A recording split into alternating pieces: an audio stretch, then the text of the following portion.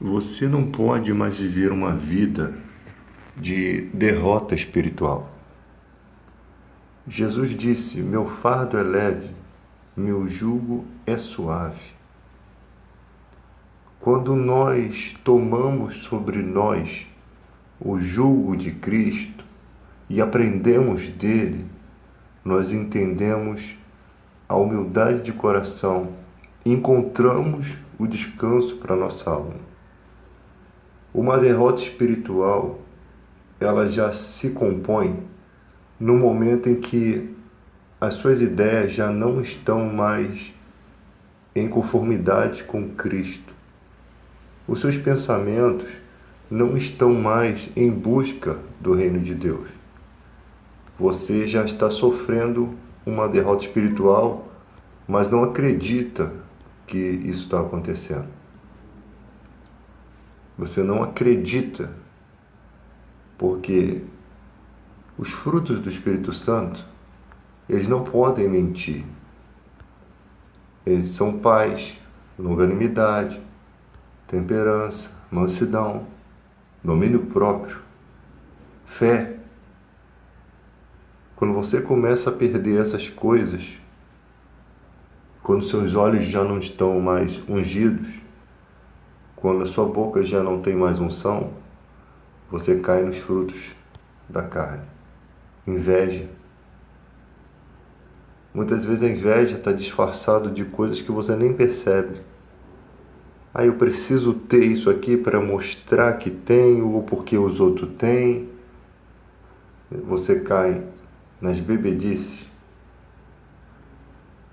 Você cai nas inimizades. Eu estou falando aqui as que passam sempre despercebidas por nós. Na prostituição, nas impurezas. Os que sois guiados pelo Espírito, se vocês são guiados pelo Espírito, não estão debaixo da lei. Você não vive debaixo do domínio da escravidão da carne. Então, os que são guiados pelo Espírito Santo, eles têm que ter isso aqui, ó. Amor, alegria, gozo é alegria. Não é aquela alegria forçada que te faz pular na igreja, não. É aquela alegria que você sente, aquela paz de Cristo. Você está sobre o jugo de Cristo. Então, muitas vezes nós cristãos vamos estar vivendo fora dos frutos do Espírito e a gente precisa perceber isso e entender que estamos fora. Não querer tirar o argueiro do irmão quando existe uma trave no nosso. Essas palavras de Jesus são exatamente para a gente passar a olhar mais para dentro de nós. Porque na vida o mais importante é o que vale mesmo, é o que está relacionado entre você e o Pai. Por muitas vezes Jesus tinha que se afastar de todos e caminhar pelo deserto, e caminhar pelo Monte das Oliveiras, seu momento de busca, de alimento. Ele disse: uma comida tenho para comer, que vocês não conhecem, porque a minha comida e a minha bebida é fazer a vontade do Pai. Então, para isso, ele tinha que se concentrar todas as forças em oração. O mundo bagunça as nossas ideias. Ainda mais esse mundo virtual em que a gente vive. Então a gente vai entrando em coisas que não valem a pena. Não valem nunca a pena. Nunca vão valer. Quando você aceita Jesus, você que não teve nenhum contato com Cristo, a primeira coisa que acontece na sua vida é uma alegria por estar recebendo a revelação de uma coisa que ficou encoberto em toda a sua vida. Você agora está vendo a Bíblia como os cristãos veem, os verdadeiros cristãos. Você agora está vendo o próprio Deus. Como isso acontece? Porque o próprio Deus, segundo a profecia do Antigo Testamento, ele escreve no seu coração as leis dele. A existência dele passa a se fazer parte do seu coração. de uma forma tão eficaz, tão forte, tão sobrenatural, que você não consegue dizer que Deus não existe. Antes você não tinha certeza disso. Essa certeza é gerada por Deus. Isso é o novo nascimento, ele é do alto. Nascer do Espírito. Nicodemos perguntou: como pode o homem nascer sendo velho? Porventura voltará a entrar no ventre de sua mãe e nascer? Então, Jesus disse aqui, ó, o homem não pode receber coisa alguma se não for dada do céu, né? Então, você percebe que esse novo nascimento é uma força, um poder sobrenatural do próprio Deus. Não vem de nós, é um dom de Deus. No momento em que nós o buscamos, no momento em que nós acreditamos que Jesus pagou o preço, nele, em Jesus, que é o caminho, está essa vida eterna. Não existe outro caminho que uma pessoa possa procurar a Deus. Muitas vezes a pessoa vai numa religião que até fala de Jesus Cristo, mas ela não encontra Deus ali para que não haja uma confirmação do que está acontecendo ali.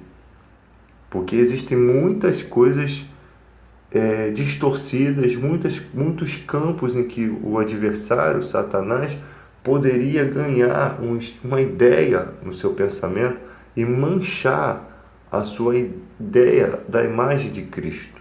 Então ele não permite. Do momento em que você nasce do alto, o Espírito Santo, ele te conduz, você passa a não aceitação das mentiras. Você passa a aceitar a verdade, você passa a se basear pelo que a Bíblia diz.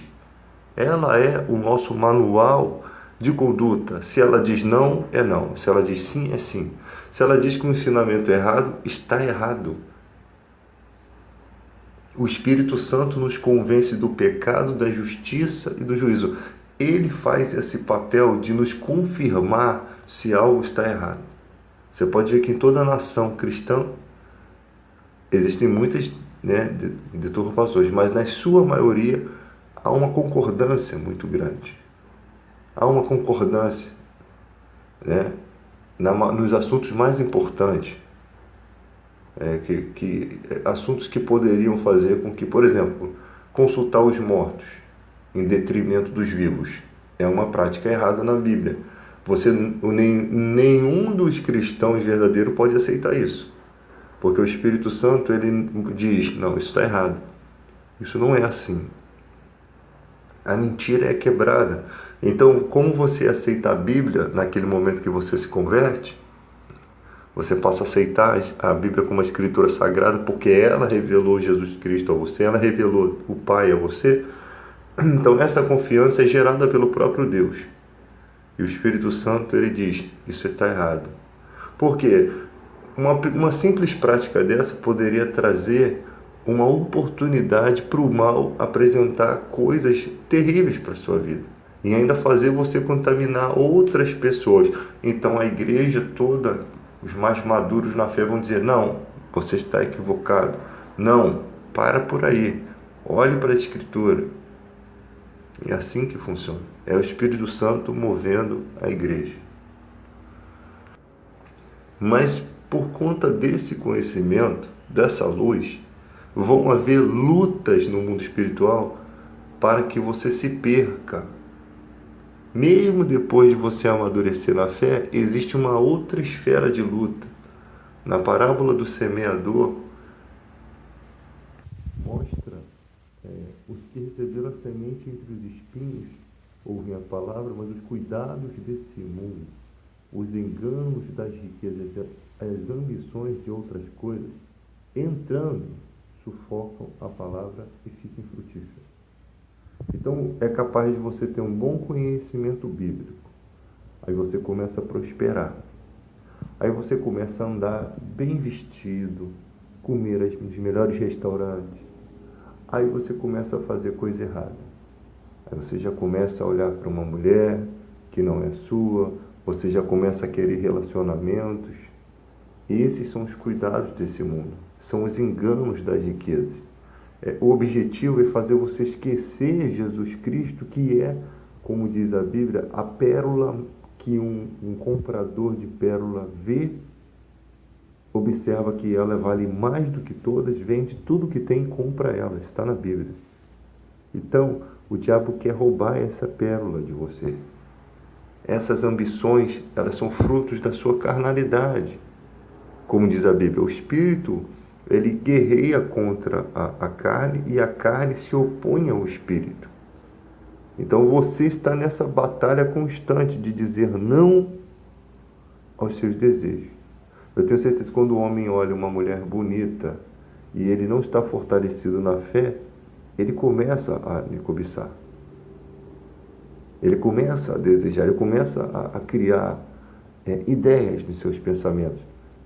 E essas ideias vão gerando forças até o ponto do cara renegar a pérola mais importante, que é Cristo. E ali só vão entrando as coisas. Entrou essa primeira, o mal já começa a habitar ali. Ele trabalha exatamente em nossas fraquezas. Você vê que na tentação de Jesus, quando Jesus teve fome, ele veio para tentar. Quando você sentir fome de Deus, com certeza, o tentador vai se colocar numa posição mais forte, porque no mundo espiritual, ele vê o seu brilho. Ele vê o que acontece quando você está fraco, né? Ele vê as suas atitudes, ele percebe a sua natureza. Então, a gente tem que meditar na nossa vida o que realmente é importante. Quando estamos com Jesus, vivendo o Evangelho, estamos mais fortalecidos a cada dia contra isso tudo, né? Eu sei que tem certas situações que a pessoa joga a toalha mesmo estando cheio de Deus. O ser humano tem um coração totalmente corrupto. Ele joga a toalha com muita facilidade. Então a gente tem que sempre temos que sempre estar atentos a cada passo de fé, a cada passo. Exercitar a nossa fé todos os dias com Deus a ponto de esquecermos um pouco esse mundo, né? Não deixar de lado as coisas que a gente faz, nossa família, lógico, mas esquecer um pouco o eu e deixar o Cristo viver dentro de nós, deixar Jesus viver. Como Paulo disse, não sou eu que vivo, Cristo vive em mim. Considerei todas as coisas como esterco. Às vezes você chega nesse ideal, você vive essa fé e depois você se esquece. Isso acontece todos os dias em nossa vida. Então, ir para a igreja e a gente voltar vazio pode se tornar um hábito. Eu já vivi isso. Tenho certeza que você também. Se não já viveu, um dia pode ser que viva. Tomara que não. Mas é tipo você querer ser cheio e não conseguir mais. Porque falta o quê? Colocar a mente e detalhar os planos. Aqui é a minha vida, o que é mais importante? O fardo de Jesus é leve, o jugo dele é suave, eu tenho que tomar sobre mim esse fardo. Então, eu tenho que me abster de muitas coisas. Você pode ser feliz assim. Você pode fazer as coisas que você gosta, desde que você tenha domínio e não deixe elas te dominarem. Desde que você não deixe de ler a Bíblia, desde que você não deixe de escutar os louvores, meditar, ir à igreja, pensar em Deus. Isso que é muito importante. Esse é o seu deserto, esse é seu Monte das Oliveiras. O lugar onde você bota a sua mente em Deus. Aí sim você é forte. Aí sim você ora e as coisas acontecem. Aí sim você consegue enxergar os males espirituais. Nesse momento que eu estou fazendo essa mensagem, está havendo um tiroteio aqui.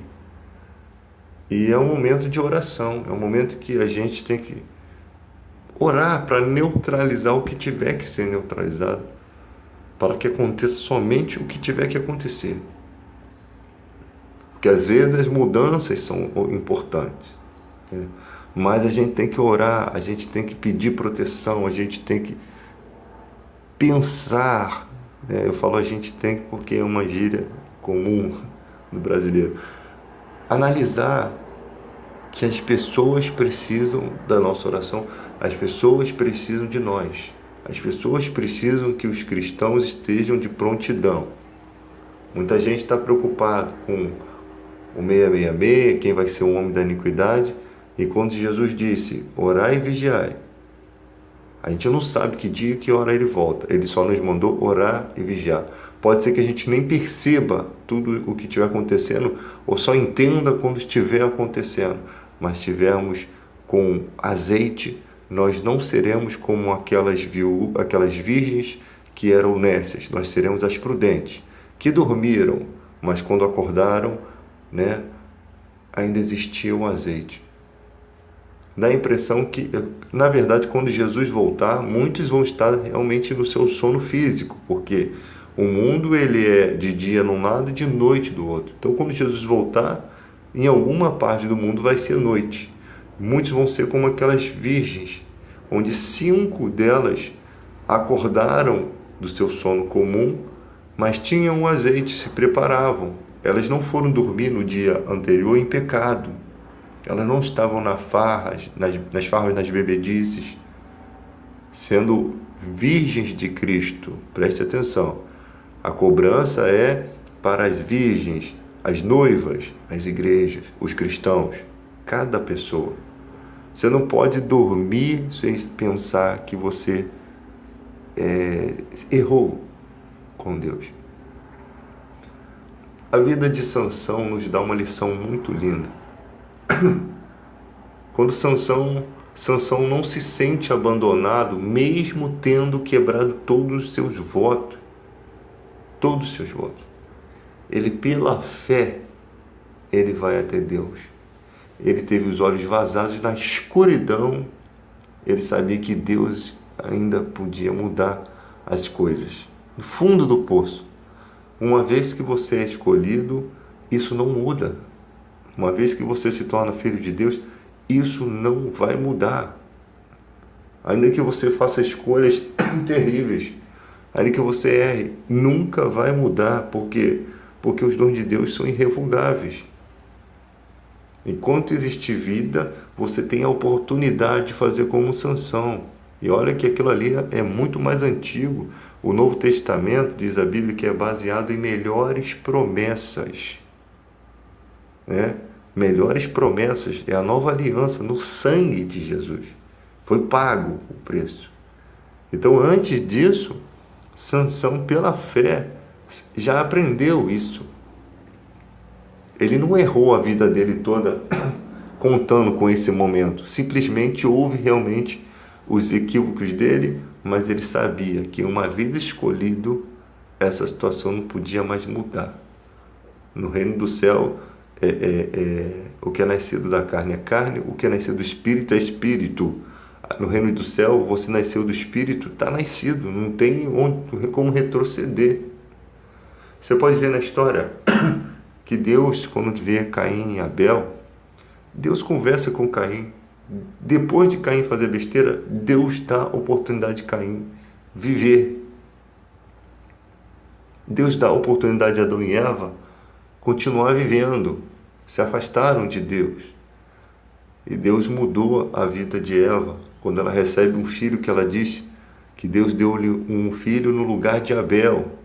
Talvez a semelhança, talvez a alegria que ela estivesse vivendo fez com que ela voltasse a Deus. Ela descobriu que aquele Deus que permitiu no passado as coisas acontecerem, ele continuava sendo bom, continuava tendo o controle das coisas. Muitas vezes a gente perde esse foco. A gente está andando cego e pensa que Deus perdeu o controle. Deus tem o controle até da nossa cegueira. Ele sabe até onde podemos ir. Ele fecha as portas para que a gente não ultrapasse certos limites. Ele cuida de nós. Né? Como diz Mateus 7, qual é o pai que, se o filho pedir pão, lhe dará uma pedra? Se nós que somos maus sabemos dar boas coisas aos nossos filhos, quanto mais o Pai Celeste dará o Espírito Santo aos que lhe pedirem. Ele diz: buscai e achareis. Pedi e dá-se-vos-á. Batei e abre-se-vos-á. A porta do reino de Deus está sempre aberta. Deus quer que você bata hoje. Deus quer que você mude a sua vida. Qualquer pessoa, desde o mendigo que estiver lá na rua, que entender essa mensagem, pode mudar a sua vida hoje. Pode mudar a sua vida agora. A Bíblia tem esse poder, Jesus é esse poder. Isso mostra que Ele está vivo, que Ele existe, que Ele continua trabalhando. Ele disse: meu Pai trabalha até agora e eu também. Ele não para de trabalhar na sua vida, Ele não para de trabalhar na minha vida. Você não pode se sentir abandonado. Enquanto você se sentir abandonado, você vai ser como aquele enfermo no tanque. Jesus disse: quer ser curado? Levanta. Quer mudar a sua vida? Se levanta. Quer ter uma nova vida? Se levanta. Você tem forças para se levantar. Se levanta. Agora caminha. Ser forte e corajoso. Deus não chama frouxo. Se Ele te chamou, Ele te deu essa força. Faça como um filho pródigo. Não tinha para onde ir mais. Não é vergonha nenhuma voltar para a casa de Deus, para a casa do Pai. Ele o recebe. Essa parábola do filho pródigo existe exatamente para isso, para que você nunca se sinta perdido, ainda que você estiver ali com os porcos, sem receber nada, indignado. Não se sinta perdido. Deus não te fez para estar ali apacentando porcos. Ele te fez para voltar ao caminho. Simplesmente Ele não deixa você ir além daquilo. Por quê? Porque exatamente Ele sabe que aquela situação vai fazer você voltar. Então Ele deixa você ir até um certo limite e depois Ele segura as rédeas da sua vida e trava todas as portas. O céu se torna de bronze. Você só tem uma escolha: voltar. Voltar. No fundo do poço. Decide hoje. Às vezes uns têm que voltar para sua família. Muitas vezes você vai chegar, a família pode não te receber como você gostaria, mas você está voltando. Eu estou voltando por causa do meu Deus, por causa da minha vida com Ele. E olha só, uma coisa que eu vou te falar. Você vai se tornar muito mais espiritual depois dessa experiência. Quando você volta para casa, você vai ter irmãos que não vão te aceitar. O filho pródigo, quando voltou, o que estava na presença do Pai, às vezes os que estão na igreja, vão te olhar com maus olhos, vão te criticar. É exatamente isso. Porque, na verdade, quem começa a viver num abismo é exatamente as pessoas que estão com Deus. Porque a parábola do filho pródigo é uma mensagem para a igreja. É uma mensagem para a gente. Você pode estar com Deus e não estar vivendo uma fé autêntica. O filho que ficou em casa, que não se perdeu, estava mais perdido do que aquele outro quando voltou, porque aquele outro se restabeleceu, enquanto aquele estava servindo ao Pai, e o coração dele é revelado exatamente no momento em que o outro cai. O seu coração vai ser sempre revelado. Deus vai sempre mostrar. A alegria da volta de um filho, de um irmão, tem que ser a sua alegria. Tem que ser motivo, porque a Bíblia diz que há alegria no céu quando o pecador se arrepende. A alegria de Deus, Deus sorri diante dos anjos. Os anjos conseguem perceber que Deus está feliz, né? Não existe amor maior, como disse Paulo, em saber que os meus filhos andam na fé. A alegria. Quando não estavam andando na fé, era motivo de tristeza para Paulo, para João, para todos aqueles que tinham seus filhos na fé. Pessoas em que eles lutaram para semear o Evangelho, sabendo que um planta, outro rega, mas é Deus que dá o crescimento. Então a alegria de Deus tem que ser a nossa alegria. Às vezes você vê o cristão lá na igreja cambaleante, mas ele está lá. Deus ama os filhos fracos, os médios e os fortes. Não há distinção. Ele ama a todos. E nós temos que aprender isso também. Amar a todos.